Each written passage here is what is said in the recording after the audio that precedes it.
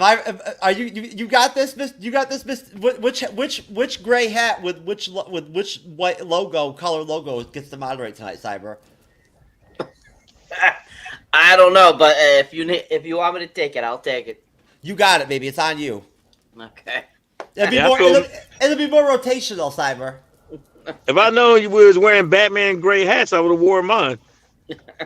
Well, you know what? I'm sorry, man, but this is it's part of the phase that we talked about. Cyber and I described before. Where me and Cyber are actually starting to turn into. We're morphing into like twins, the fucking movie Twins, right? It's gonna be it's our version, but it's, right, Cyber? I told you it was coming. I guess so. Look, see? Most certainly, people. I guess because I'm wearing the yellow hat. I was wearing the Superman hat earlier today, so I should have just worn that, and then we would have been thrown off like that. But oh well.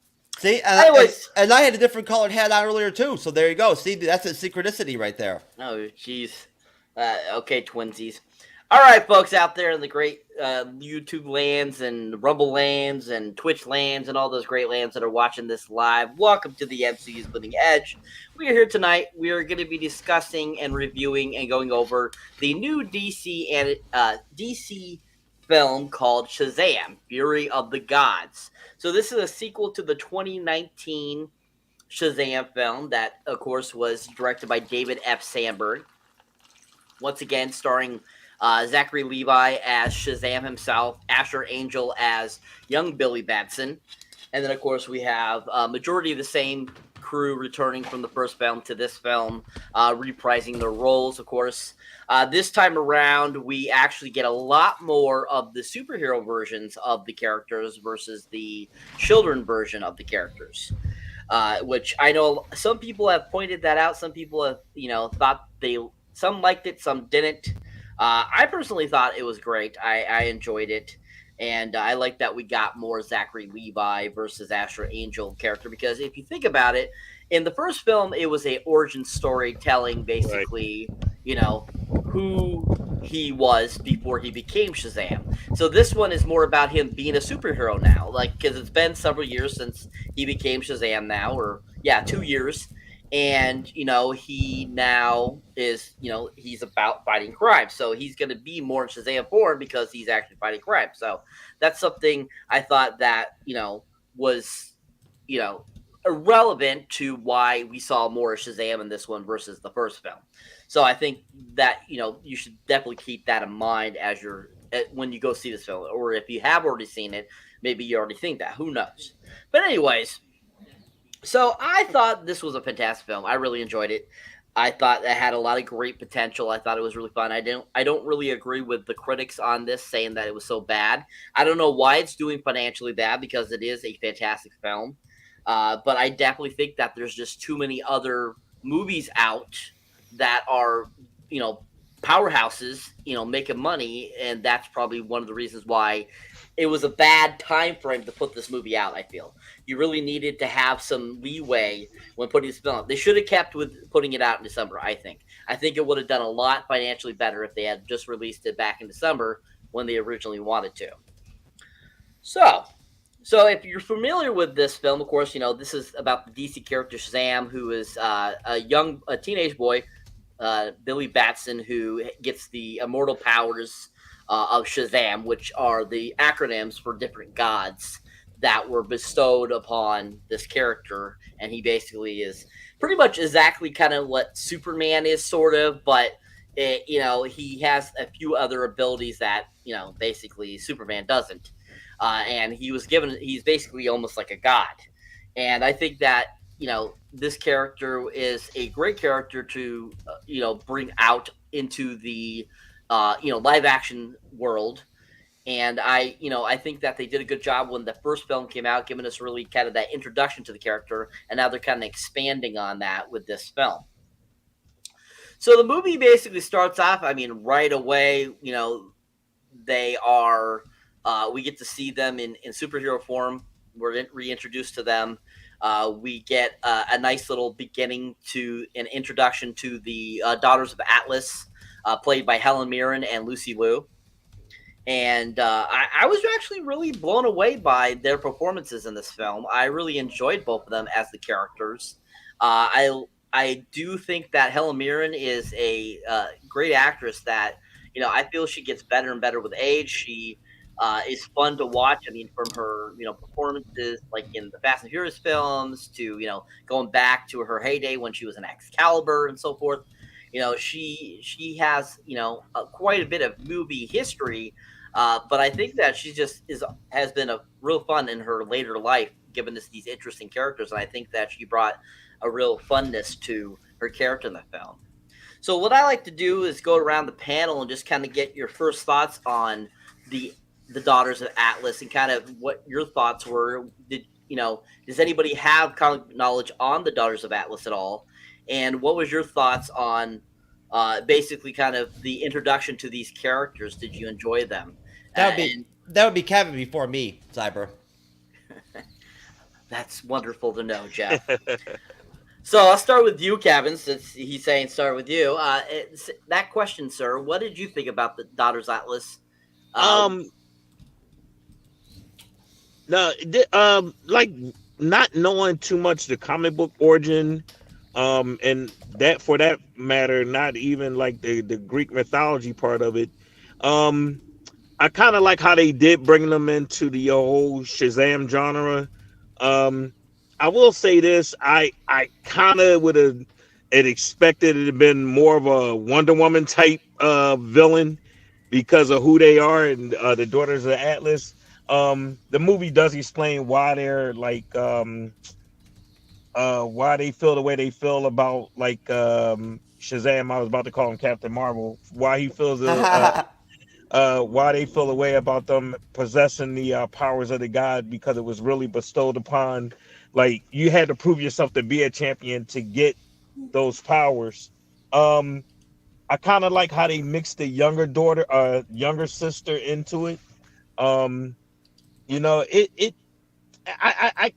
was a good, like, I think it was a good take on it. Like, you didn't have to know the comic or know of them for you to jump on and understand what they are in the movie. All right, excellent. I would agree. I don't think you really did need any back history on these characters, simply because I think they did a good job of introducing them and explaining things properly with these characters. And I don't feel like they really left anything out that, would it have made the introduction to them, less good, or basically, I don't feel like any pieces were missing from their introduction. So I think they did a good job with that. And I think they were a good choice to actually bring in, especially, for Wonder Woman's sake, I think. Yeah. So most definitely. Jeff, same question, sir. What were your thoughts on the introduction to the Daughters of Atlas? Maybe, I don't know. Will it be a little anticlimactic? Maybe, I don't know. I mean, but nostalgic at the same time, though. It's cool to see Lucy Liu again in something. I haven't seen her in a long time in anything that I can think of. I want to say the last time I saw her in any kind of anything was probably Kill Bill, right? So wow, right, that was it. I can't think of anything I've seen her since then. So that was cool, and you're right. Helen Mirren's always great. I haven't seen her in any of the Fast and Furious stuff, unfortunately, because I just, I've never really stuck with the franchise. I like the original film, and that's pretty much, other than that, I haven't really messed with it that much. But I did like the new trailer. So, I'm sure she'll probably be in this new one, right? This new installment. She'll probably have some role. I'll probably go see that, I think. Who knows? Maybe we'll even review it, right? But, no, go ahead. I was going to say, she just brings class to any role she plays. Mm-hmm. You know what I mean? It's like, she's in a movie. She's going to be up there with like a Elizabeth Taylor or somebody like that for our genre, or not even our, but like, she just brings that class to any role that she plays. It's like, even when she's doing a funny movie or a funny action comedy, she's cool as hell. That's, there's no other way to say it. No, and you know what? I enjoyed her performance overall throughout the film. I thought that it was pretty solid overall. Just from jump, nothing really. I wasn't like, oh fuck, honestly, I was thinking to myself, I wonder what Marvel Studios could have done with her. You know what I'm saying? Like, you know, like seriously, instead of being in this freaking movie, right? You know what I'm saying? Because Madam Web. I mean, they're not gonna freaking do another one of these films. Like, this will be it, right? Like, I mean, they're not gonna find. There'll be no place in Gunn and Saffron's new DCU for this character or whatnot that I can find. It doesn't, Right. you know. So at that point, I liked it. Good opening. I like the fact that it's family friendly from jump, right? You know, and it stays family friendly, and that's a positive thing. And then sometimes I think that, especially me, I don't bring up stuff like that when we do reviews and stuff like that. That factor and how important that is to certain people out there and whatnot. A lot of people, and so at that point, you know, whether or not I like whether or not I thought that the opening scenes with the Sisters of the Atlas were anything, you know, super impressive doesn't matter in terms of the fact that I did enjoy overall the family oriented nature of like the whole opening. You know what I mean? And the fact that hey, they did look good. I'll say that. They look good. They look good in their costumes, everything and whatnot. Well, can I give you a little knowledge or fact on that? Mm-hmm. I think this movie was supposed to come out after the Flash movie. So everybody kept saying, well, why they change the costume? Like, how are they changing the costume? So with the Flash movie resetting everything, this is why everybody has the new costumes. I see. Okay. No, that makes sense. That they would have had to, like, you know, kind of rejigger some stuff around a little bit and whatnot. Right? No, you know, but no, that's pretty much all I really would have to say about that, Cyber. I don't really have a lot more on that. Okay. Excellent. So yeah, just to reiterate, we can't forget that Shazam is technically not a part of the actual DCU. Gunn made that apparent in his little confession there when he was introducing his stuff that he's going to be doing, that Shazam and Batman, the Batman, are in their own universes. So there is a possibility of Shazam 3. So I don't think we've seen the last of Shazam, especially because of the post-credit scene. Two post-credit scenes. So you probably missed those because you had to get out of there. But yeah, there were two post-credit scenes that we'll talk about a little bit later. But yeah, there's future for Zachary Levi Shazam, most definitely in the future. But yeah, so this is definitely going to be a part of, you know, Gunn's new universe. But at the same time, Warner Brothers still could use it in their own other universe that they have mentioned in the past, especially with Peacemaker, because Peacemaker is a key to this as well. Yeah. But anyways, so yeah, so we have that introduction, and basically we kind of get it, you know, they kind of explain they're there to steal the staff that Shazam broke in the first film and put it back together so that they can use it to basically regain their power. And we kind of find that out as the time goes on with the movie. And, you know, we have, of course, great scenes with, you know, Billy and, you know, Shazam himself. And they're all, you know, trying to do the family thing. You know, Billy's trying to keep the family together as the head Shazam himself. And, you know, we have some fun kind of little moments there.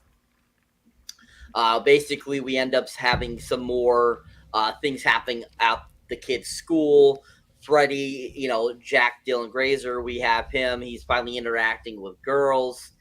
We kind of get that little bit of taste of that, him kind of being, you know, he's becoming Mr. Cool because he's, you know, a Shazam himself. And, you know, basically he like using Captain Electron or whatever you want to call what he calls himself. You know, and he's like, he's so cool now.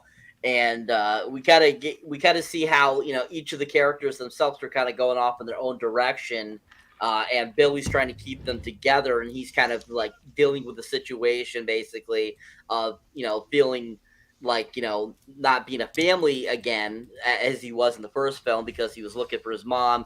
He thought he was the reason why he got lost from his mom when his mom actually left him. And so we have Billy, and he's dealing with these struggles as long as being Shazam and trying to save the world and keep the world safe along with his superhero family. And we have that great scene with the psychiatrist, which from jump, that sequence I knew was going to be so fun in the movie itself, just from the trailer. and PJ Bryan plays the kid doctor that for some reason Shazam thinks is a psychiatrist. And he's like, you do realize that I am a pediatrician. And he's like, oh, I was like, what does that do? And he's like trying to get answers still out of him, even though after he's told him he's a pediatrician and stuff like that. And that whole sequence was just so super funny and so fun. And then really as the movie progresses, we get kind of our first next big action sequence where they're saving all the people on the bridge that's collapsing. And which I thought that sequence was done really well. I thought the animation was really done well, the CGI, the graphics. I thought that whole sequence was really done well. I enjoyed it. I thought that the humor there was perfect for it, and each of the different characters were trying to do something. They were trying to remelt the beams together and the ropes and stuff like that. And you're just kind of like, there's a reason why they're ripping, so I don't think you're going to be able to resolder them back together. But the one Shazam kid, the Asian kid, he thinks that because he's so smart, he thinks he can do that. But as you can see, as he tries to do it, it kind of works, but not really. And I thought just like how they handled that whole sequence was really done well and funny. And overall, I just thought a really fun sequence. So my question for you guys is, what did you think about that sequence with the bridge? Did you like it? Did you enjoy it? What did you get out of that sequence, and just how enjoyable did you find it? I'll start with you, Kevin. That sequence, yeah, I will admit, I did find that kind of, I found that funny because like everything you just said, yeah. But then in part of me, like being a Shazam follower and knowing the 70s TV show, and again, you can't compare the movie to the TV show or the comics. I'm like, okay, guys, y'all do have the wisdom of Solomon in you. So like y'all could have, and I was looking for kind of a joke like that, but I guess like you said with the Asian kid, the Asian Shazam, yeah, he thought, yeah, you know what? I got this. And then when it just fell apart, I was like, oh, okay, yeah. So most definitely. Yeah, I think one of the things about it too is that one of the things I noticed throughout the whole entire film is that the news kept calling the family at certain things, like the Destructos. The family of disaster or something like that. Family disaster like that, yeah. And I thought that was totally something I felt that you would have saw in the comics, like a J. Jonah Jameson thing, like from Marvel. Like, right. How he always talks about Spider-Man in a certain way, and how he would make headlines. And that totally made me think of that comic book aspect, and I thought that was really cleverly put in to give you a comic book reference for Shazam. So I really enjoyed that. And I think that like after that sequence where, unfortunately they have that name and they're just like, that's not her name. But they're actually, they want to call themselves the Shazamly, which I don't think that sounds kind of interesting, but at the same time, I don't know how I really feel about them, but I get it. It's family and Shazam combined. It kind of makes sense. But yeah, I definitely. I'm sorry to interrupt. I was going to say I could, and because of copyright, whatever, they couldn't say the Marvel family because they haven't even established that. I don't even know if they ever will establish that. Because all the little nicknames they have for themselves are for let's say Captain Marvel Jr., the Freddie Freeman Shazam, and even for Shazam itself, like of course, like we haven't reached that part, but like when he finally said, "What is my name?" And then the guy, the wizard, told him. Yeah, yep. That's hilarious. That's hilarious. It's like you've been saying your name the whole time, bro. Like I don't know how you know that was your name. So it's so funny. All right, thank you, Kevin. Jeff, your thoughts on the bridge sequence, sir? Yeah, I mean, I think you're right, Cyber. I think that it did visually look pretty good. Right, like the special effects weren't anything. Again, like I don't want to like over proportionate maybe, or like they weren't anything like mind blowing. It wasn't anything that like I found unique or anything like that, and whatnot. What I thought was that it was pretty solid for what it was.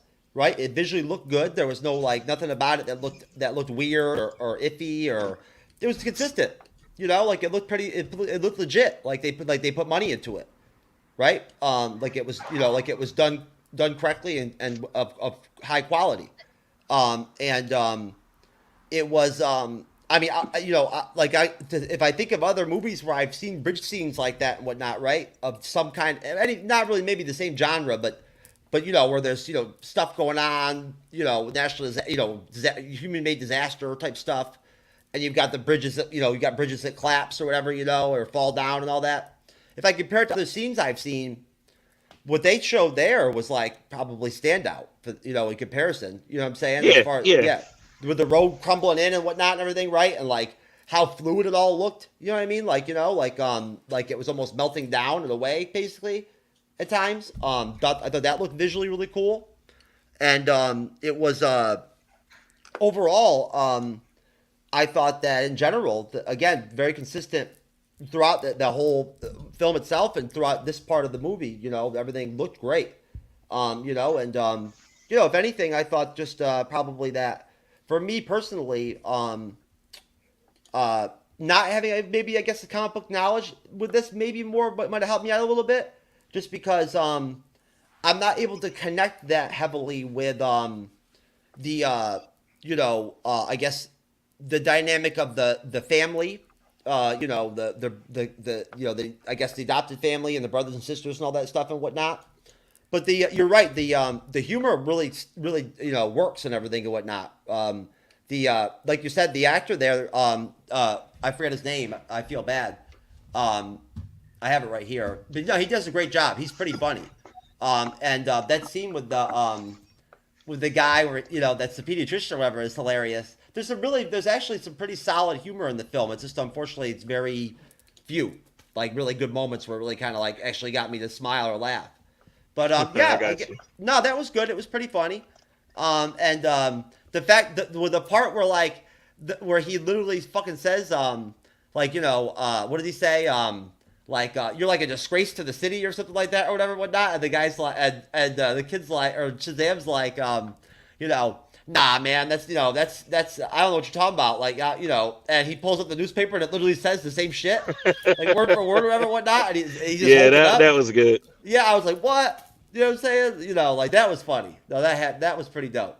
Well, Go ahead, Kevin. I'm sorry, following the whole Shazam thing, the Shazam family like literally just came along. I want to say 5, 6, maybe even more years where they brought the adoptive family in, because if the old school comics, you had the Marvel family, but it was Mary Marvel, Freddie Freeman. They called the guy Tall Marvel, Cowboy Marvel. So it was campy like that. You know, it was like the old, you know, you just had like Uncle Dudley, who I think didn't even have powers, but just dressed as in a Shazam costume. So when they started bringing in and saying, okay, like we got to give this kid, like he can't keep running out the orphanage or scorching the orphanage with thunderbolts saying Shazam. They wanted to put him in more of a family atmosphere, which I kind of found cool. Not following the comic that closely, but understanding where it came from. But I kind of felt like, well, damn, he really got to share his power with like all the others. But then in a movie, that's what made him be the champion, because he didn't keep the power for himself. He shared it with his foster brothers and sisters. Definitely. That's I 100% agree. Most definitely. And yeah, I think that the action in that sequence was done well, though, too. I thought that a lot of that was just really fun. But Right. yeah, I completely agree. Most definitely that was, you know, a class act sequence. So as we move on with the movie, so like I was saying before, we see Freddie Freeman being bullied at school, of course, and that's when we're introduced to Athena. And Athena, of course, we find out later on who she is. But we think that, you know, she's just this normal new girl at school that ends Right. up thinking Freddie is cool and thinks he's cute and is like all into him. And you're kind of like going, where did this come from? This is out of left field. And so as you're watching, Right. you're like, there's got to be more to this than what's going on at first, you know. And so we get kind of, you know, a few sequences with them kind of getting to know each other and stuff like that, and having some good time, which I think is fun. And at the same time, we get you know, more, you know, sequences with Shazam and the family in Shazam form. We get to kind of see the lair more. Right. You know, how it got turned into their lair. It's super hilarious. I love how they have things all over the gargoyles of the seven deadly sins. That's Right, actually right. hilarious. I'm like, oh, this is totally looks like a kid's place. It does not look like an adult's place, which makes that like perfect and showing like, oh yeah, this is very much like family and stuff like that.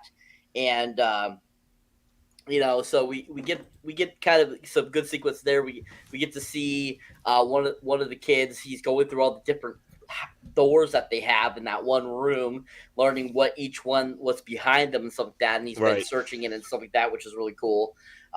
We get some really great kind of like just funny kind of combos between the superhero family themselves and kind of like what's going on. We see, you know, each of them really kind of start showing like they're each trying to go off in their own directions like that. We see that with Mary a lot there, you know, her actually declining going to college to stay there to be Right. a superhero.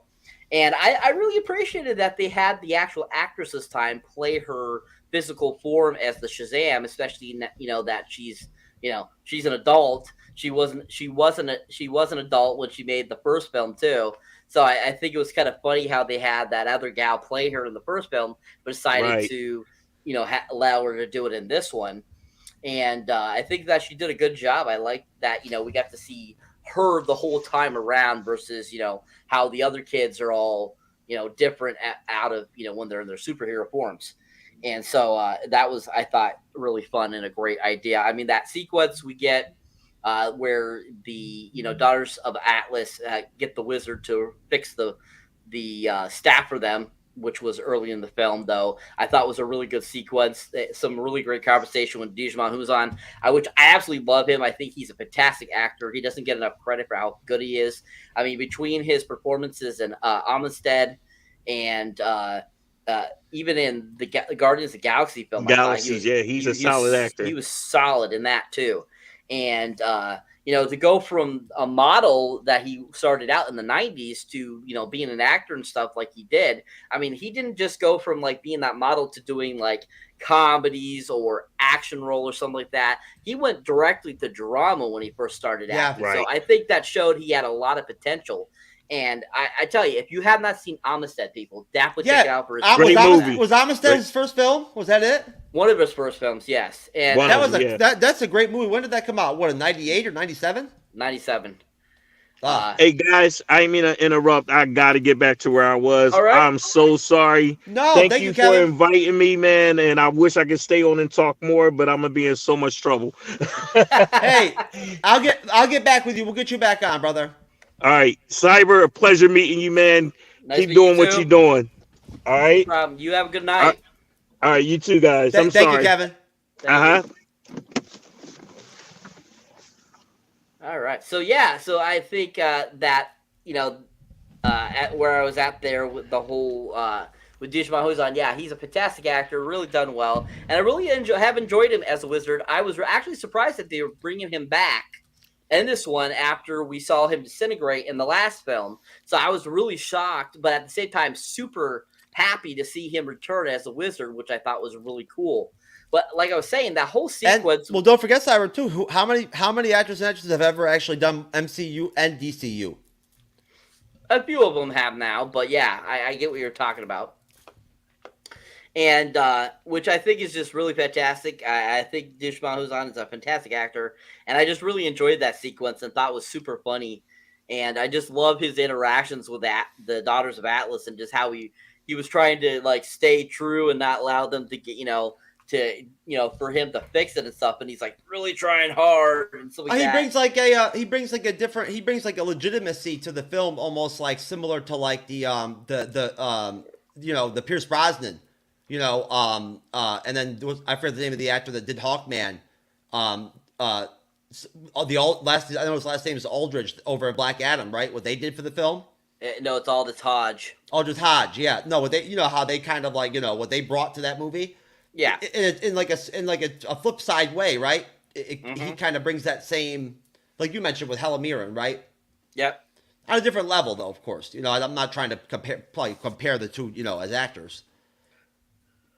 Yeah, no, I get what you're saying. Yeah, most definitely. I mean, yeah, I see that dynamic. Yeah, most definitely with Djimon. He's kind of that Dr. Fate type of character a little bit, and helping out the hero when he needs the help and stuff like that, like with Hawkman and stuff like in Black Adam and stuff. So yeah, I definitely see what you're talking about there, Yeah, and and he look, definitely is that. and he shows a lot of range too, but his ability to be able to like, you know, be good in the film and whatnot, right? And one that's even a little bit of more of a softer touch than Black Adam was, as far as Yeah. like, you know, the rating goes and whatnot, right? And what kind of audience they were looking to attract with this. Yep. So that just shows, if anything, I think his range. Most definitely. And I definitely think that I thought his humor was on point whenever he talked. Yes. And I loved his one-liners. He had some of the greatest one-liners throughout the whole film that were just so funny. Especially when he started having to interact with Freddy, which was even absolutely more funny and just so much fun. And just I like their whole dynamic throughout the rest of the film, which was done really well. But yeah, what did you think about that overall scene with you know the wizard and the daughters of Alice? Did you get anything out of it? Did you enjoy it at all? Yeah, I mean, you know, again, now, like, I mean, I just want to divulge out there, folks, that I did all the research a long time ago when me and Cyber did our first DCU special here on the Bleeding Edge and whatnot. I did a deep dive. Cyber remembers. I told them on this whole story, all the way from the beginning to like where we're at now, right? From a comic book standpoint and everything, right? To prepare for previewing this film, you know what I'm saying, and whatnot, right? I watched the first Shazam film already. I watched it yesterday, right? Like, I mean, I didn't, you know, I didn't wuss out or like for once, I didn't procrastinate, Cyber. I actually handled my business. I did my homework, and Cyber will tell you right now the fact that I managed to go ahead and go watch the movie today too, like on demand when Cyber snapped his fingers at me and shit and was like, "Yo, let's go, Jeff. Let's go TrueKnowledge, baby. We're reviewing Shazam. You need to go fucking, you know what I'm saying?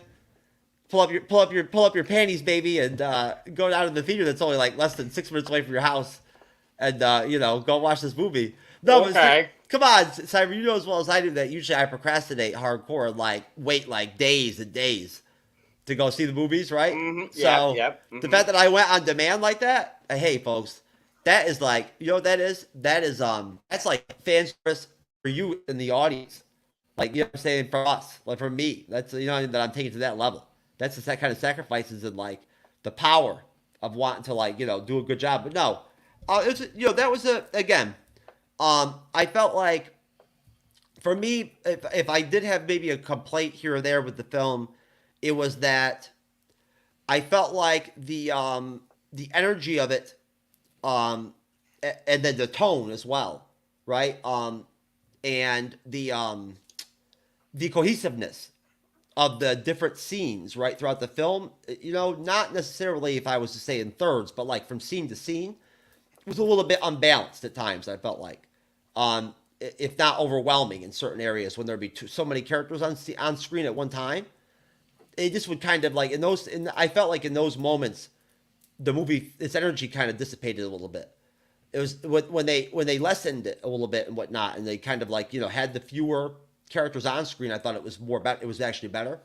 But again, the interactions between the Daughters of Atlas and the Wizard, and them actually rehashing and talking out and bringing up Atlas, right, and the history of like the gods of DC, right, and all that and whatnot, and getting into that kind of area, and then it's when you think about it, the only really hardcore, almost like adult type scenes you get in the film are where you do see the Wizard interacting with them, right? Other than that, do you really ever get anything like that? That's the only, with them, is the only time you see them really.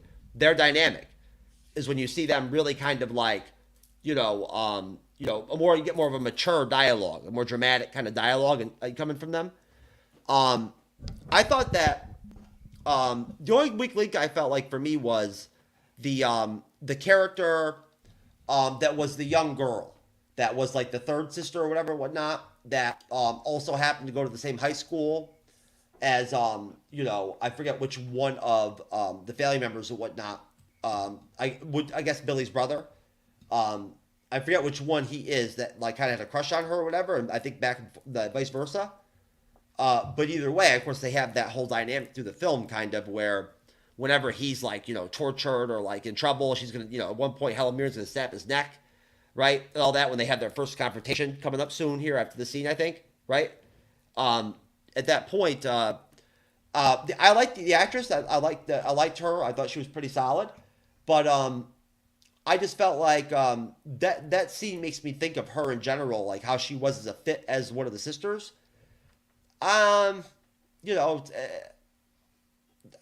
She was okay. That part that kind of threw things off a little bit for me, but no, the stuff with Calypso and Hespera was great. With the Wizard, the fact that we got into the aspect of the kind of like cross-dimensional, not cross-dimensional stuff, but where they're with the scenes where they're actually leaving the reality of Earth, like our realm and whatnot, right? And you're going into, what is that place called? Is that the rock, the Eternity Rock, the Rock of Eternity or whatever? That type of like realm, isn't that where that's at?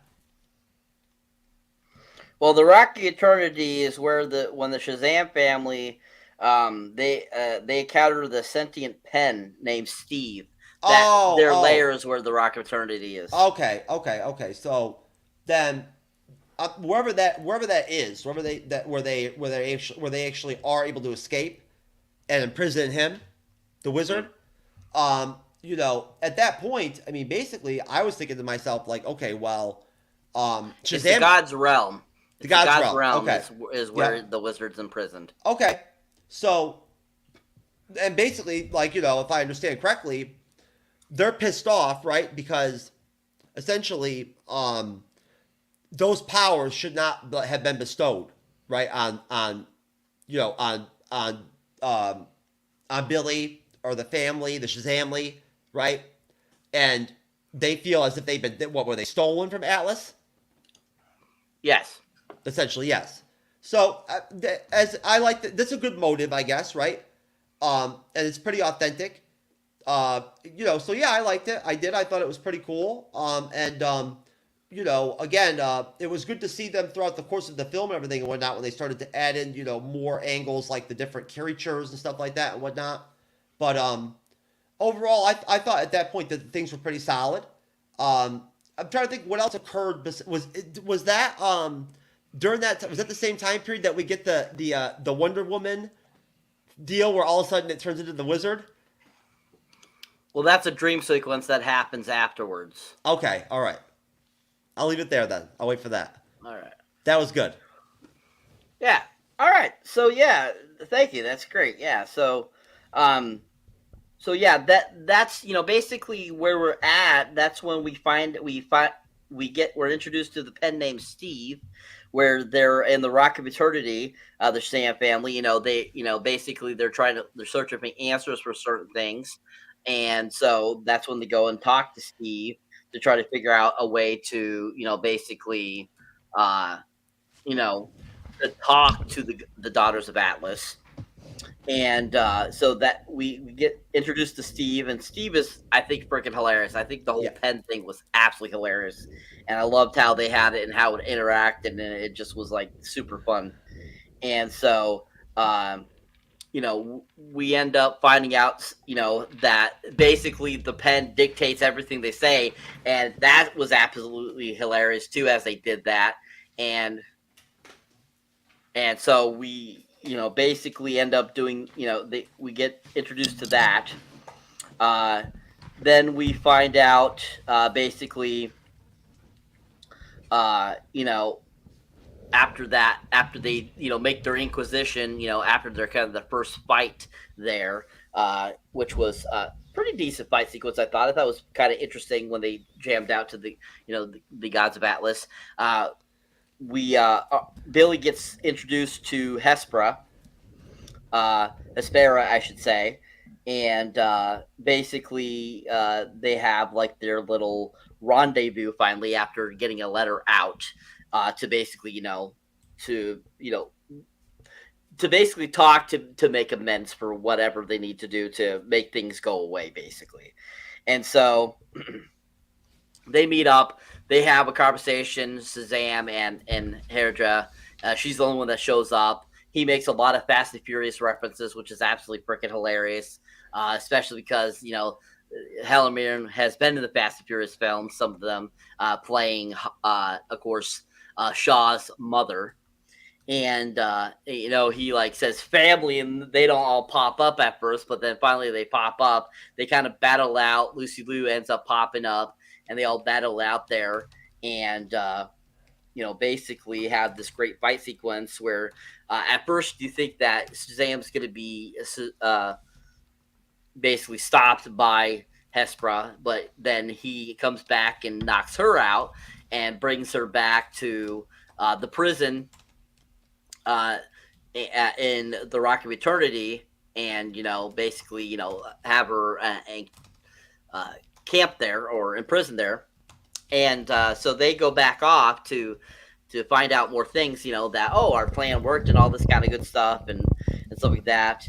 And we end up finding out that she actually wanted to be captured and wanted to be in there so that she could basically go in there and get what she needed in order to basically fulfill their purpose that they wanted, which is the golden apple. We find out that golden apple, which looks black in the Rock of Eternity, but actually is gold underneath after that black is removed.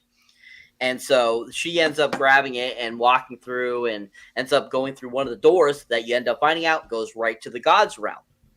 And so basically, too, before that happens, before they have their whole conversation, that's when Freddy finds out that Athena is actually one of the gods, daughters of Atlas too. She's the god Athena, or goddess Athena, and basically he gets captured by them, and that's basically kind of what they're trying to negotiate to get back, because they have captured him, and that's when we get all those great scenes with Freddy and the Wizard while they're in prison and making up all these kind of funny one-liners both of them do, and it's absolutely freaking hilarious. And so then we kind of find out, that Athena actually ends up helping out Freddy and the Wizard to get out of the prison and tells them where to go, and they're kind of going through this maze and stuff like that. And so we get that kind of sequence. Basically before we get to like the finale of the film. During this, before this all happens, we have the sequence that you were talking about before, the dream that Billy has of Wonder Woman, and during the dream, at one point, all of a sudden, Wonder Woman's face is all of a sudden the Wizard's, and we have this absolutely freaking hilarious ass sequence where the Wizard's talking to Billy, and like as the body of Wonder Woman, but with his face, and it's absolutely freaking hilarious. I was dying laughing the whole time. Yeah, that really threw me off. I didn't expect that at all.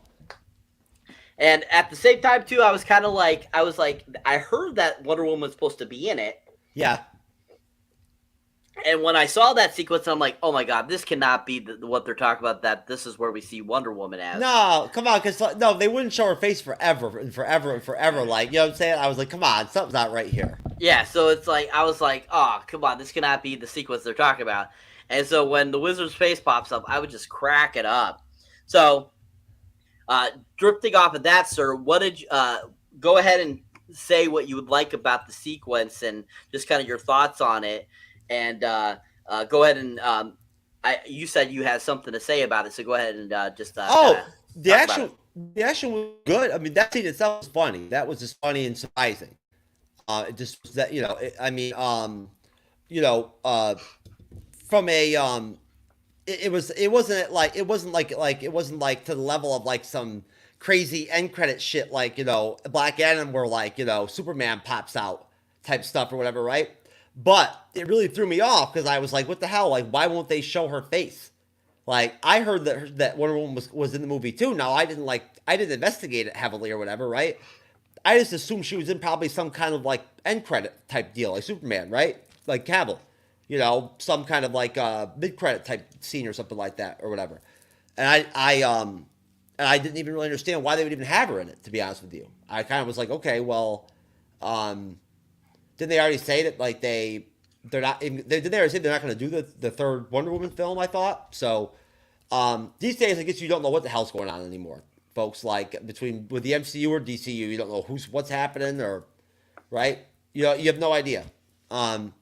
But no, so I was just, I'm like, oh, okay, so they're gonna. At first I was like, so they're gonna have Wonder Woman in the movie this early? Like, holy shit! Like this is in the first 35 minutes of the film. I'm like, wow, like this, like why would they have her in this spot, like here, this quickly, right? And he's just talking and talking and talking. So then I'm thinking, you know what? Maybe this is a commercial. Maybe this is a commercial, and they're shooting a commercial, and that's why. And this is like a stand-in or something like that, right? Or so, I don't know, man. I'm trying to make sense of what the hell's going on. And like, nah, just Djimon Hounsou's face, man, with the fucking scraggly beard and all that, like the dreads or whatever, like the wizard, all scraggly looking, on Wonder Woman's body really fucked me up, man. You know what I'm saying? Like, it's a good thing that Shazam is in real life is only like a 12-year-old or a 13-year-old or whatever, whatnot, right? Because like, that would really throw me off. You know what I'm saying? Like I'd be all fucked up by that. But no, it was funny. The action was good. I thought that Helen Mirren was surprisingly really great in her action scenes. I thought, like, honestly, I don't know how much she did and how much she didn't do, and I'd have to imagine that probably a lot of the really heavy physical stuff they must have brought a stunt double in there, or somebody else, to step in for some of that stuff. But it looked like she was doing some of it too. Sometimes you can tell that like there's no way that's not her. With some of the actors and actresses, you know what I'm talking about, Cyber. You can tell it's them. You know what I'm saying? Like, it just makes sense. Like you can tell naturally. So I liked how of course, my anticipation was that it would only make sense that the Daughters of Atlas would be much more powerful than like because of their experience and the fact that they've been alive for as long as they have and whatnot. That they be even if Shazam is a god, that even with his brothers and sisters and whatnot, that they'd be more powerful than him, right? And and probably win and especially in like the initial conflict. Would be kind of just, be like handling their business and whatnot, and would be serving it up on Shazam and the family, which is what they did, basically, right? I mean, essentially, they fought back a little bit, but they pretty much got their ass beat. And if anything, I thought that this is where I started to. The only thing I didn't like with Anthea, or Annie, the Rachel Zegler, actress. It's Athena. Is it Athena? Okay, so it's Athena. Okay, so it's supposed to be Athena. So the only thing I liked with Athena was they did it. They had too many scenes where the younger brother, I guess it was, who is that? Is that which I'm trying to think which one is the one that she goes to grab him and says, I'm going to snap his neck. That is, I'm trying to think which one out of the brothers it is. That is, well, either way, whichever actor that is, or character he plays, that whole thing plays out too many times for me in the movie, where he's either getting tortured, right, or like he's about to get his neck snapped, and you see that like that desperate look on her face and whatnot. That's like that you figure that like that Hespera and like Calypso would notice that shit, right? Like, oh shit, like our sister like clearly isn't down with like what we're doing. Right, and she even complains at one point, doesn't she? Like, she doesn't like the way that they're going about things. Yeah, was that? Yeah, so there you go. So I thought that it was pretty. Again, for this film for like this audience, I thought that the action scenes right there at the bat initially and throughout the film were pretty solid. I mean, they really threw some blows at each other and whatnot and everything, right? I mean, watching Helen Mirren get tossed around and slammed to the ground and shit like that and whatnot really kind of shocked me a little bit. Okay. I expected to see more like magical stuff out of her, not like actual freaking physical combat stuff. Yeah, I like I said, I was super impressed with Helen Mirren in this. I'm always impressed with her in pretty much any of the movies she does in the last, I would say, 10 years or so, just for the fact that, she gets down and physical, which I think is pretty uh, admirable for her being almost 80 years old. So, Hmm. and I think that she still is in good enough shape and looks good enough to, be able to do that because I would never guess. Like, if I was not to know much about her, I would never guess she was almost 80 years old. No, never.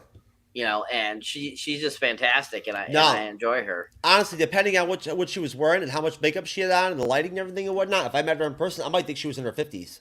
Yeah, I mean, she looks fantastic. So I think that she does a great job just in anything she does, and I think that most definitely she was kicking butt in this film and getting down physically. I thought that was really admirable of her, and that she did a great job. Her combat scenes were a lot better than freaking Lucy Liu's. Yeah, most definitely. She definitely threw down a lot more than Lucy Liu did. Nah, Lucy Liu didn't do much except like she did all the power stuff. Yeah, yeah, yeah. And she ended up being kind of like the real main bad guy, if you Yes, think about it. you're right. Yeah, she was. She was the really corrupt one. Yeah.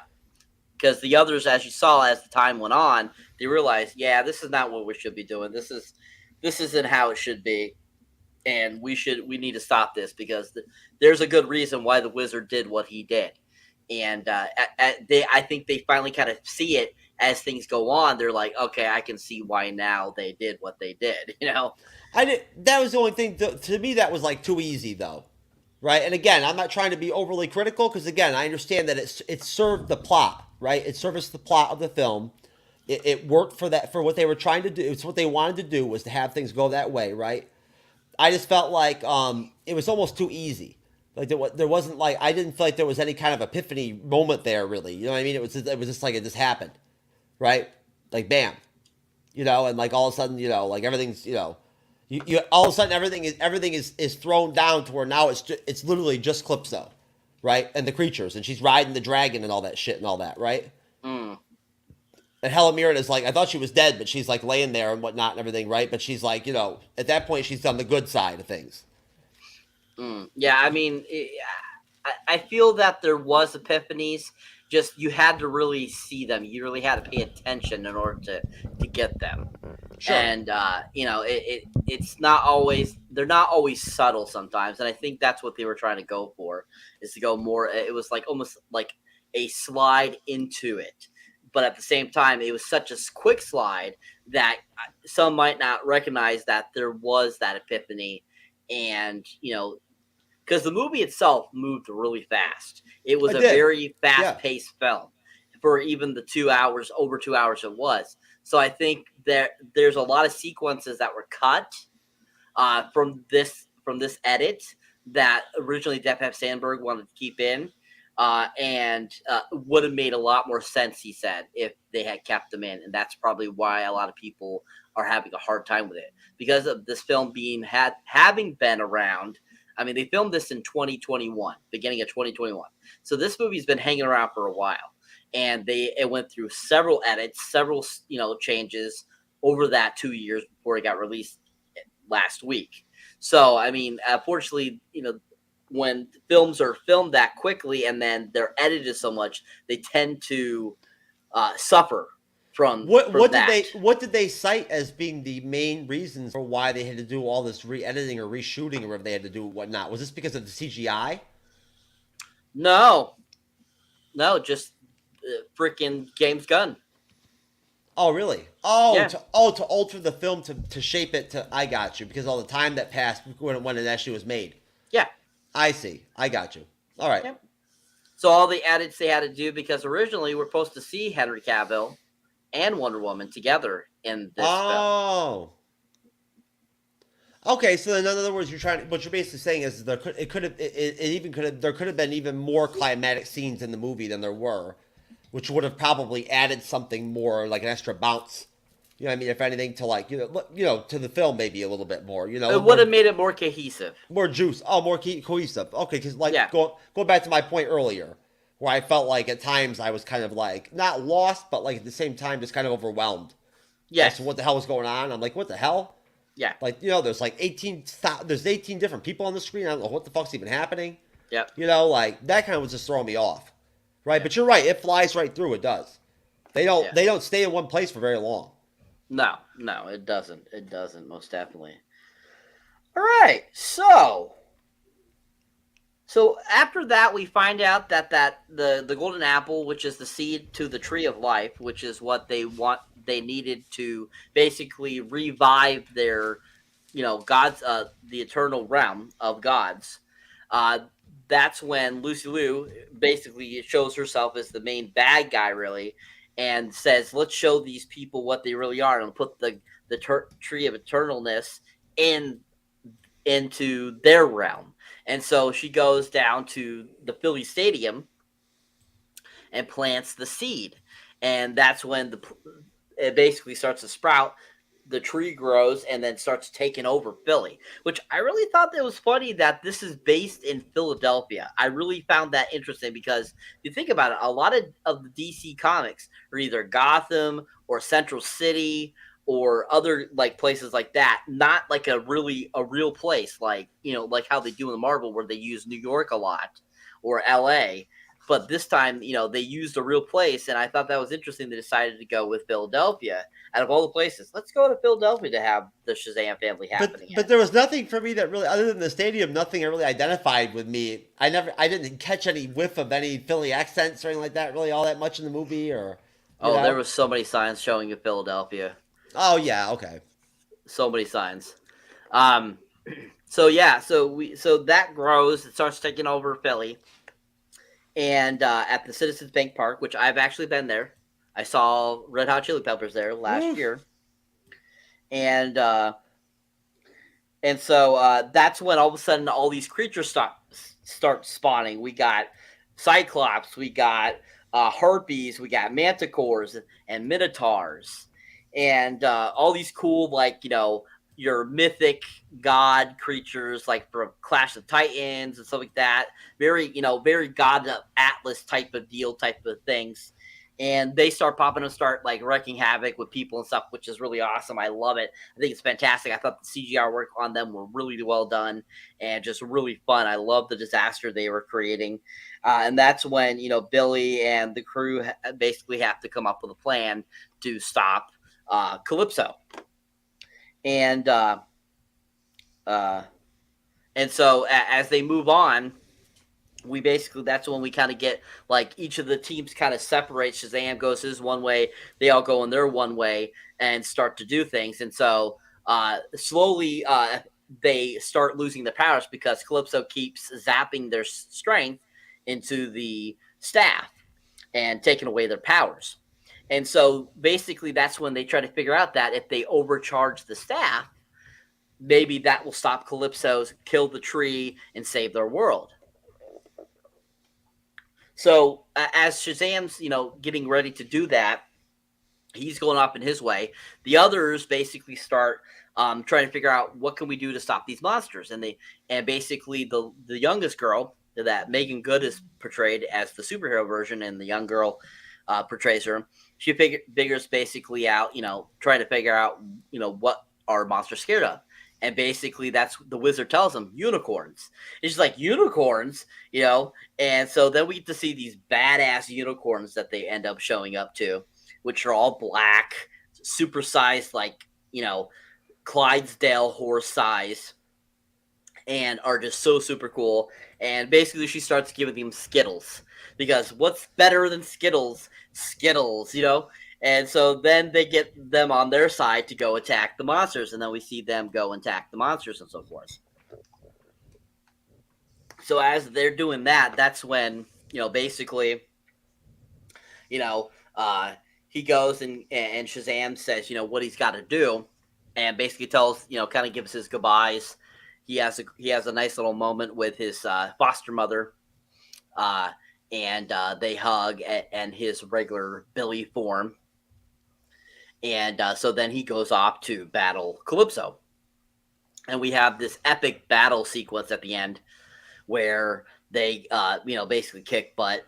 And, he's going after and going past Calypso and trying to do things and stuff like that.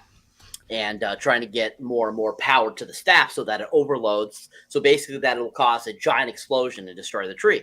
Well, then as he's explaining that or trying to figure that out, finds out that it'd be like kind of a nuclear blast going all throughout the city. So basically, he goes and we find out that Helen Mirren's character, Hera, isn't dead yet, and that he needs her assistance to take that bubble that's around the city and make it small enough so it just goes around Citizen Park. And so he gets her to agree to that. And as he's fighting Calypso, she does that, and Calypso notices that she's still alive, and basically she tells Calypso, I will keep this force field up, and until I die, because we are going to stop you. And basically Calypso kind of realizes, oh crap, and that's when they keep battling a little bit, and Shazam the dragon, him and the dragon have this awesome epic battle. Oh my god, it was so freaking cool. Him hitting it and bashing it was so freaking cool. And finally, it basically, the staff absorbs enough energy to cause the blast, and it blasts and basically ends up just killing Calypso, the dragon, and the tree. And so after that, basically kind of the ashes have cleared, the Billy Batson's family is looking for him. They end up finding him, and he's like all battered up and stuff, and he's in his regular form. And so that's when it goes, and basically we see them burying him, and you're like, you're probably going, what the hell? They killed off Shazam? What the hell? And so, of course, they're burying him. They're all sad and stuff like that. And that's when we get our epic cameo of the amazing, awesome Gal Gadot as Wonder Woman. She, and of course, her music, her little theme music kind of plays there for a second. And she comes in. She's like, there is one God still around. And basically, she fixes the staff. And that gives back the family all their powers. And then it revives Shazam. And he basically punches his way out. He's like, dude, what's going on? What do you guys bury me for? I'm alive. And then he has like the funniest freaking one-liner with Wonder Woman, like, yeah, you want to go out sometime type of deal, which was freaking hilarious. And basically Wonder Woman ends up leaving, and basically they go back to their crime fighting, and that's how the movie basically ends. And basically Athena, she does get her powers back, but she ends up deciding to stay and be like a human for a while, and basically is with Freddy, which I think is absolutely freaking hilarious that she ends up wanting to be with Freddy, and I still can't get over that. I think it's absolutely hilarious.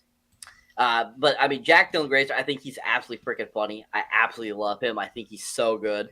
I love him as Freddy. He cracks me up. He cracked me up in the first film. He cracks me up in this film. I think he has great comedic timing. He's just fun. And just how that ended up was really fun. So, before we talk about the post-credit sequence, just to kind of get your idea, what did you think about the latter half of the film? All the action sequences leading up to that final battle, and just what were your overall thoughts on it? Well, you're right. Although the one-on-one sort of, I guess you could call it, final battle with I'm not really sure if it's fair to say with Shazam versus Calypso and the Dragon, or if it's him versus the Dragon, really. You know what I'm saying? Because I think that's basically who he's fighting. You know what I'm saying? It's the Dragon. Now, it visually looked great. Like, it looked really great. It did. Just like it looked great in the trailer, right? It looked great in the film, too. The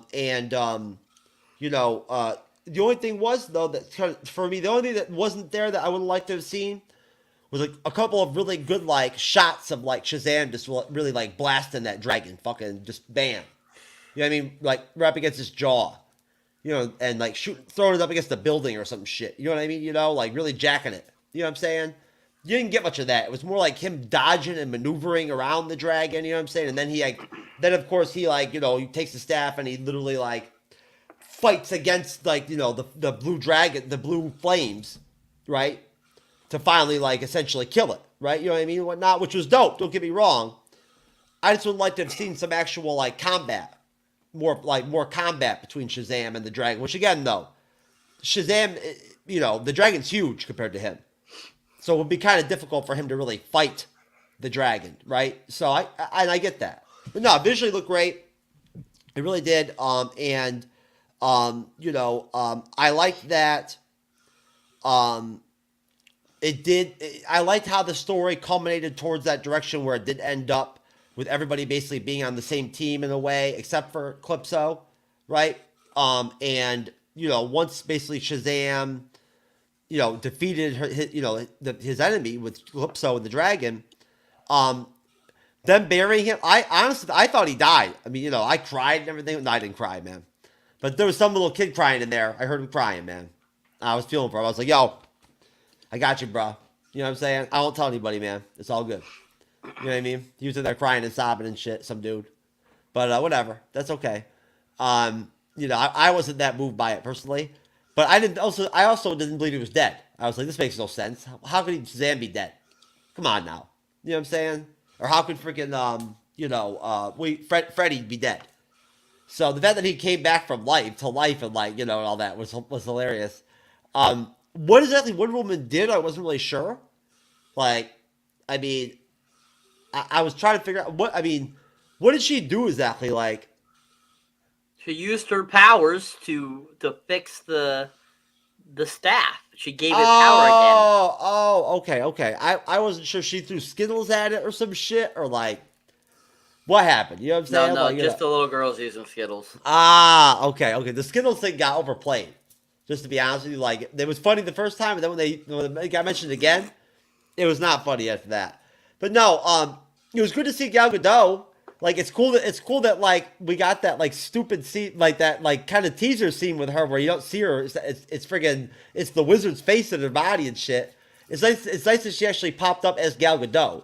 So if that was her send off, like in the DCU, was that right? Hey, at least we got to see her again. You know what I mean? And if it helps the film at all, like, box office wise or whatever, or audience wise, good, that's good, I think. Right? I like Gal Gadot. I still haven't watched Wonder Woman 2. I don't know if I ever will. But that first one was great. So, yeah. Hey, overall, I got no complaints about Shazam. All right. Awesome. So, like I said, there's 2 post-credit scenes. There's a mid-credit one and then one at the very end of the credits. The mid-credit scene, like I was mentioned earlier, is related to Peacemaker. And basically, we end up having Amelia Harcourt and John Economist, a.k.a. Diebeard, attempt to recruit Billy for the Justice Society. So, at some point, Shazam is supposedly supposed to be a part of the Justice Society, which we were introduced to in, of course, Black Adam. And we see him, they are walking out in the middle of somewhere, and Billy's out there, and he's, like, shooting with his electricity glass bottles, like, aiming and stuff like that, trying to figure out his striking and stuff better. And they walk up to him, and they're, like, about to ask him about the Justice something, and then he goes, yeah, hell yeah, I'll be a part of the Justice League. Heck yeah, I can roll with that. And then they're like, Justice Society. It's like, he's like, what? You said Justice Society? He's like, what the hell is that? Is that lesser? What is that? And they're like, yeah, it's the Justice Society. It's different than the Justice League. And he's like, oh, it's like, okay, I guess I'll still be a part of it, type of deal. And basically, they leave and leave it at that. And so that's the first post-credit scene. So just going off of what I told you about the post-credit scene, what would your thoughts be on that? Like, what do you think about him joining the Justice Society, and how do you feel about them piecing him together with Peacemaker? What are your thoughts?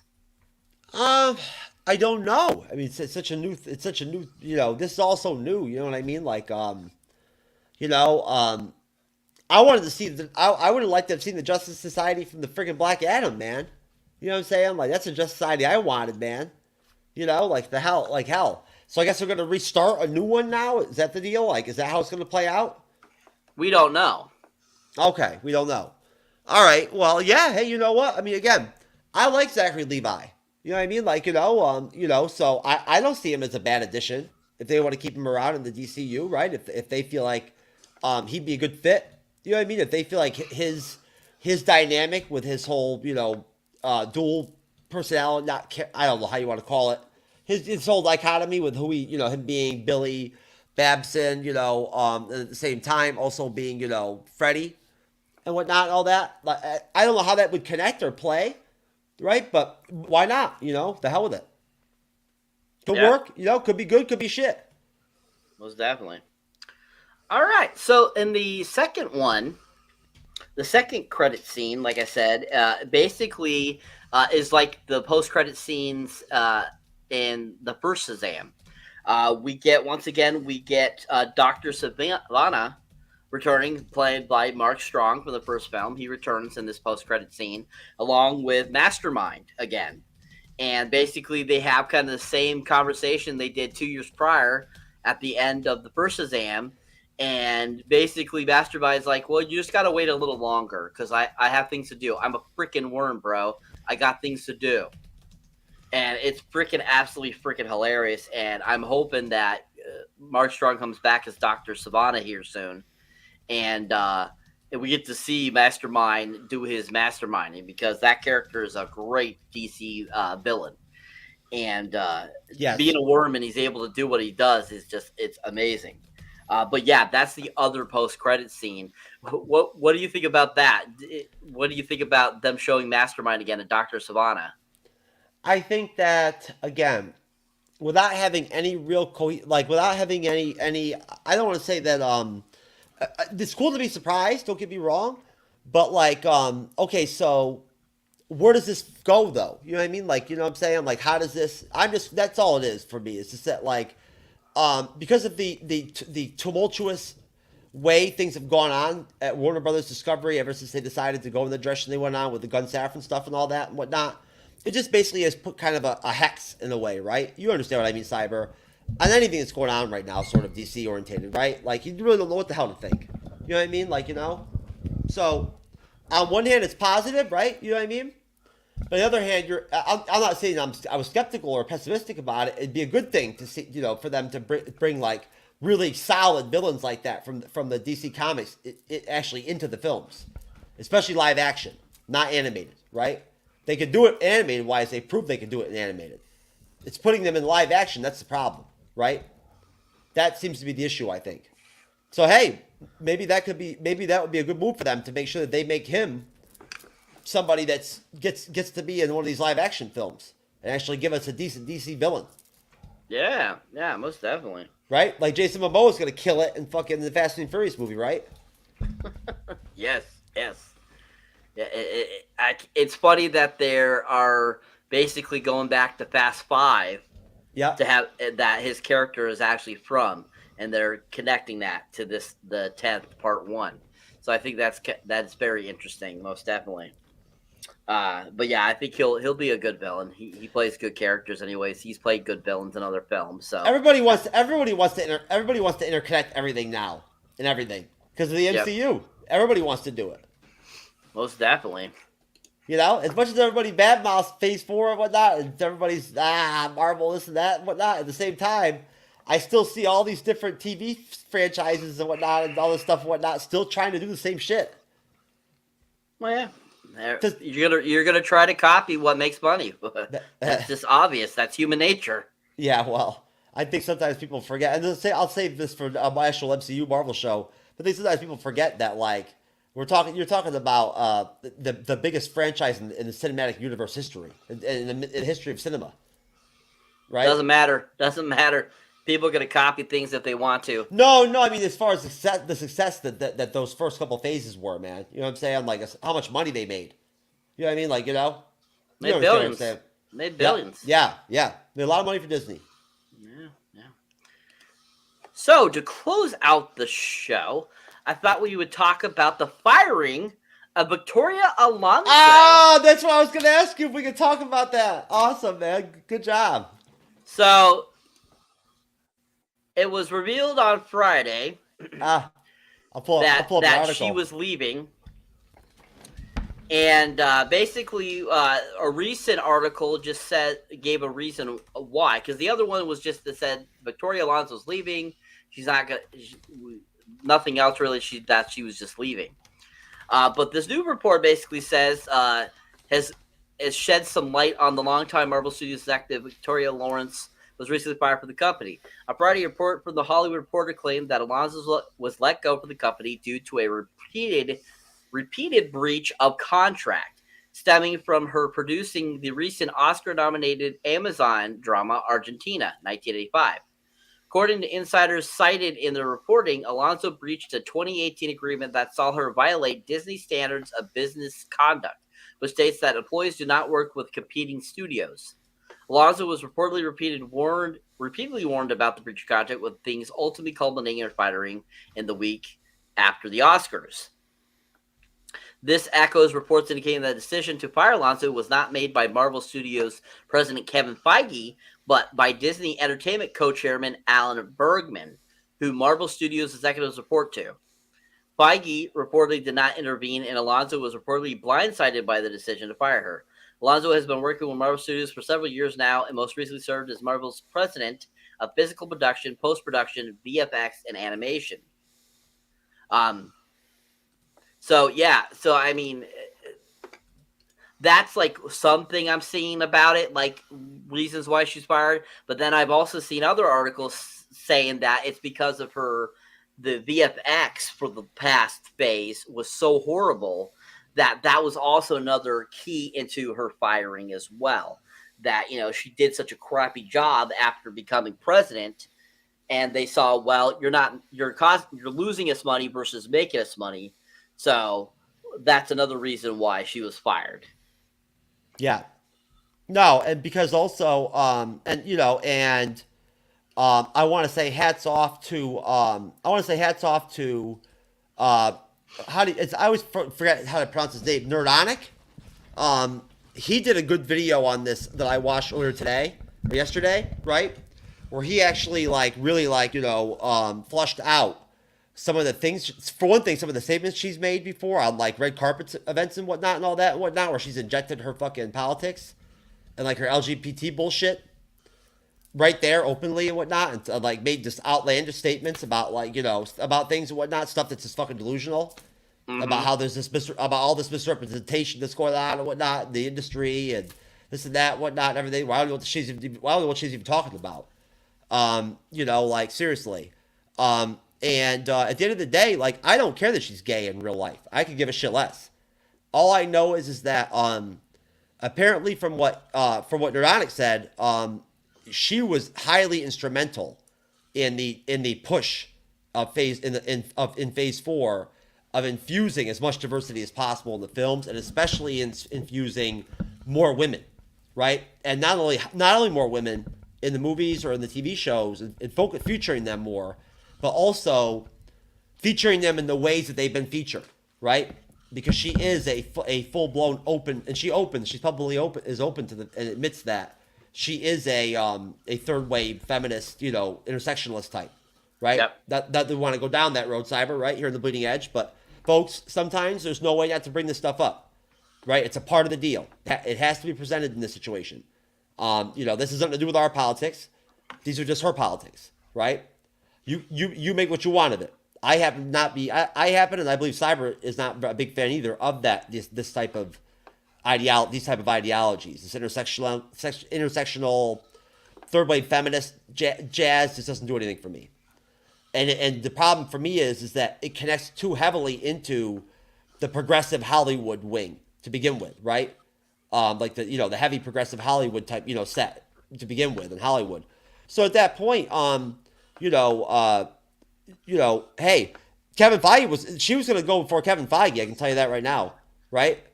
Mm-hmm. So seriously, but hey, she rose really high, man. She did, right? During her time, mm-hmm. She rose way up there, man. Shit. She has been there since the first Iron Man. Yeah. So she's been there for over 12 years, 14 years. And she climbed up the ladder to president of VFX. So, yeah, I mean, She climbed her way up, most definitely. And how the VFX effects sometimes during Phase 4, Cyber, they were a little spotty here and there, weren't they? Oh, they were horrible. There you go. Hey, remember She-Hulk? Oh no, what was that? I don't remember. If you look at when she became president, was right when Phase 4 was starting. Mm-hmm. That's all you need. That's what Neuronic said. He said that's all you need to know, right? Like she had more control and more power and decision-making power in Phase 4 than ever. And again, Cyber, I think this reflects on the fact that what I think really did happen is that honestly, I believe that I don't think that this is something where Disney heavy-handedly hamstrung Feige. I think Feige honestly just thought to himself that, like, you know what? I can delegate this kind of stuff, right? I can kind of like coast a little bit here, right? And whatever we throw out there, right? And I think he meant to, and I think he saw this stuff as to him. I think it was presented across his desk as good-natured, right? Like, well done. It was going to be good. It was going to be good for the Marvel Studios, for the MCU to make these changes, to have this diversity, right? And I think that some of the people in his inner circle, even maybe hurt, even Alonso, kind of lied to him and kind of bullshitted him a little bit about what their real agendas were, right? Mm-hmm. So I think if anything, Cyber, you tell me, I have a strong feeling that Kevin Feige's whole inner circle, that whole team, he basically has built from Iron Man up, like since then. That 6-7 people that are all kind of make up his real heavy inner circle. Mm-hmm. That pretty much are always listed as either executive producers or always credited in some way in the credits of every single thing that comes out. The Disney Plus series, the films, all of them. I wouldn't be surprised if by the time it's all said and done, the only person that's left is going to end up being the guy, right? But Esposito. Probably. You know? Because I can't think of anything he's done wrong. No. You know? So, but either way, the minute that whole thing happened, I was like, I'm going to have to talk to Cyber. We might have to bust off a straight up pop culture, Marvel Studios, MCU news, you know, real current time special one of these days here soon, just to kind of talk about what the hell's all going on. Yep. Yes, sir. Yes, sir. Well, since I was thinking we were going to be doing the ranking, I was going to bring it up during the ranking, so that was already on my mind as soon as it happened. Well, do you want to change things? Do you want to make things interesting? And from now on, we'll just start flipping a coin before we do shows. The Wednesday and Friday shows, before we figure out who's going to moderate the show, we'll flip a coin. We'll come up with interesting gimmicks to decide who's going to moderate. Like we'll flip a wheel with like a thing that we flip it on it.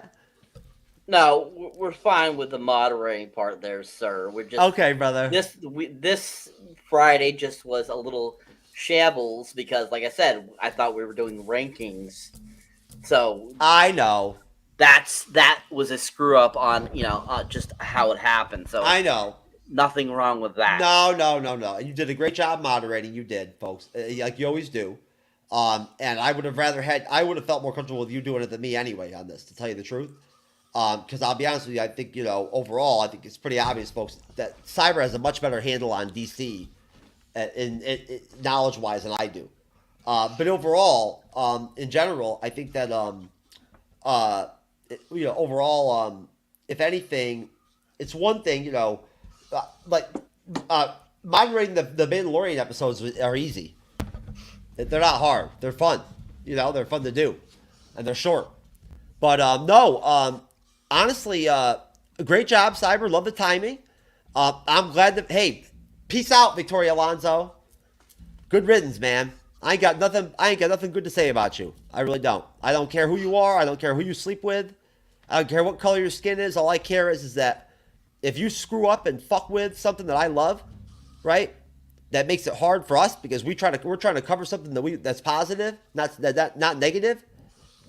And we want to support you guys. We want to support Marvel Studios, and you're fucking that up. Then you need to be gone. You're an obstacle, baby. Totally agree. Most definitely. I wonder how much influence did she have with fucking up What If Season 2. I wonder how much she was involved with that shit. Man, I think all of what we saw through Phase 4 and what was supposed to happen this year and just subsequent years, I think was all screwed up by her stupidity. Did you read any of the articles? Hear anything about her bullying people and like stuff like that and whatnot? Like like bullying artists, bullying the digital effects artists and stuff like that and whatnot. In one of the articles I did see, them saying that she was a hard ass. Yep. And that she basically, was belligerent to them and stuff like that. And that doesn't surprise me at all. Just looking at the woman, I could see that in her. And I mean, when it comes to Marvel Studios too, I feel like I'm sure that sometimes some of the directors and stuff like that are probably a little harsher because they're looking for perfection in their films, and that's what's made Marvel so good because of how good the films have been. So I'm sure there's some hard times, most definitely, but not like how she treated the no at all. Well, it's one thing. There's nothing wrong with having a heavy hand. Yeah. If that's your style, that's your style, right? It's how you go about it. You know that, Cyber. You know what I'm saying? If you can't do it tactfully, right, and fairly, you know what I mean? And you're just overall just like you're just being belligerent and putting people down in general. That's not conducive to like a positive working environment, right? At all. And not only that, but how can you expect somebody to give you their best work either? At that point, when you're talking to them like that or treating them that way, I'm not going to do a really good job for you. At that point, fuck that. Yep. You know, very true. Seriously, and they're already underpaid from what I'm told too. All these people to begin with. That sounds like a recipe for disaster, folks. All I can tell you, I don't even know who I was I talked to earlier today, Cyber, but somebody told me that Secret Invasion's not even going to come out now until the summer. Yeah, it's not. It as it's laying right now, it looks like Secret Invasion is the only thing we're getting this year. The only Marvel Disney Plus series this year. Correct. Wow. And it's on Disney Plus. If you look at Disney Plus, it says coming soon. So we definitely know that's coming, but there is no other indication of anything else coming out this year. Because supposedly Loki has been pushed. Wow. And Ironheart has been pushed, and all of them have been pushed. Echo. I never would have saw this coming. I never would have. I'm telling you. I thought something. I mean, I thought it was funny when I went on Gerald's Pop Culture Cosmos a couple months ago. Remember I told you it, and I told him before the show. I'm like, Gerald, you're not going to be able to find an official slate for this year for the Disney Plus series. Good luck, man. I've tried. If you can find an accurate official list of what's going out this year, good luck. Because he thought he was going to be able to do it. But when it came time for the segment, he admitted from jump that he could not find any shape or form, any way to actually accurately describe what's even going to come out this year. Right? Yep. The only things we have real confirmation that are coming out this year are the films themselves, which, we had Ant-Man, Guardians, and then, of course, the Marvels, which will be out in November, which got, because they brought up Haunted Mansion got pushed up to July, and then the July slot that Marvels was in got pushed to November. The fact they decided to only do the 3 films this year, you have to wonder if that was purposeful to some extent. Well, since Bob Iger came back, he told them that they needed to cut back and that they needed to focus on value versus quantity. Good. Look, I don't care either way. The only thing that for me is I just like to be able to try to schedule shows.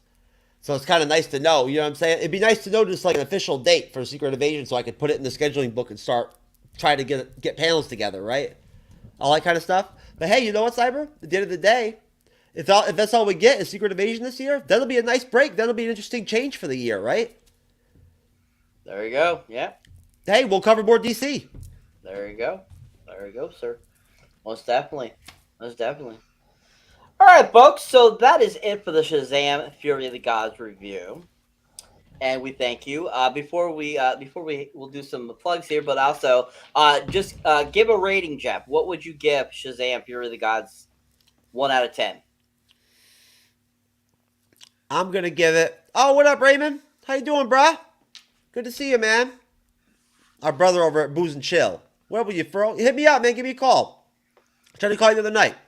I give it a solid 7.5. Straight Nice. 7.5. Yep. Nice. Yep. I give it a 10.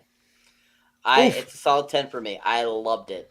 I absolutely love this film. Shazam is one of my all-time favorite characters. The best. What's up, Raymond? Yeah, most definitely. It's fantastic. I absolutely loved it. So I give it a 10. All right. So, as always, as we always say, if you enjoy me moderating or enjoy me here on the MC Blading, definitely check out my YouTube channel and try to get it to the Magic 600 right now. We are still 8 away from that Magic 600. And then, of course, from 600 to 750 would be nice. Then to that eventual 1,000. I just want to thank everyone. Like I always say, thanks for being a subscriber. You guys rock. You guys are fun. You guys are excellent. Just went up today, my Haunted Mansion trailer reaction. That's up live along with my trailer reaction to the Peter Pan and Wendy film that's coming out next month on Disney Plus. I also did a couple shorts today too as well for Blacklight and Strange Worlds. Strange Worlds, people. If anybody has watched Strange Worlds, I feel your pain. I feel your pain.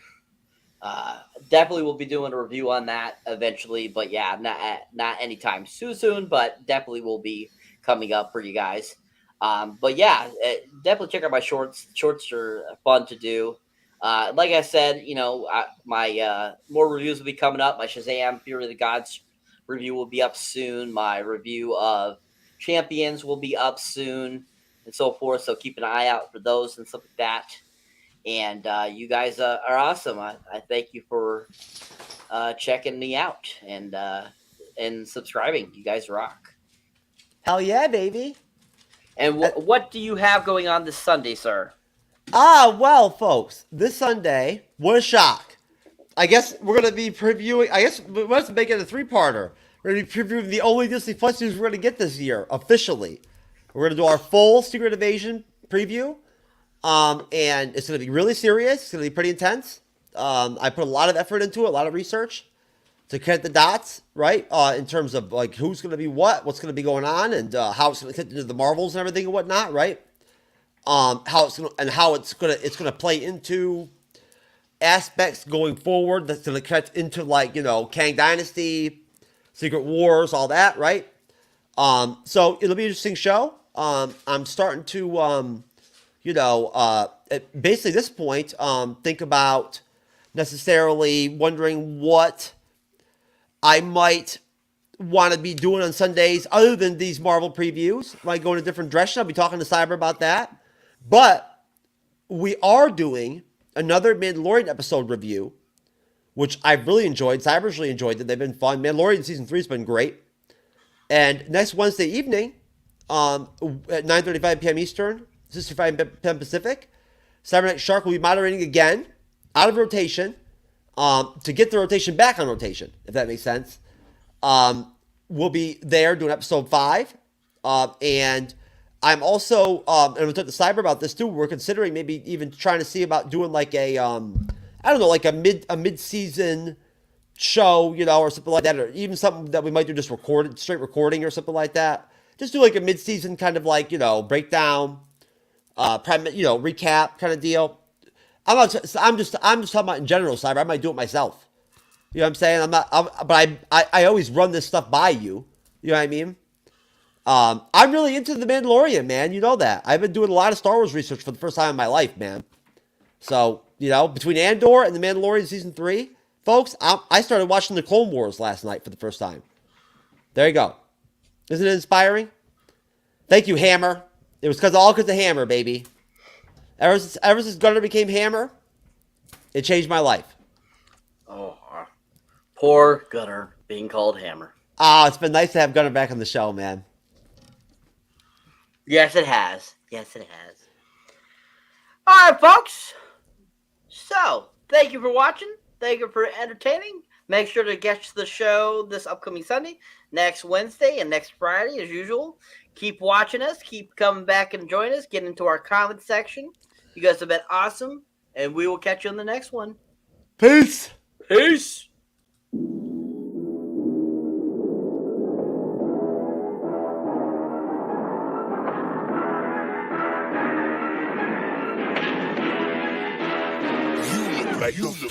Really, y'all don't know this, y'all in danger. I'm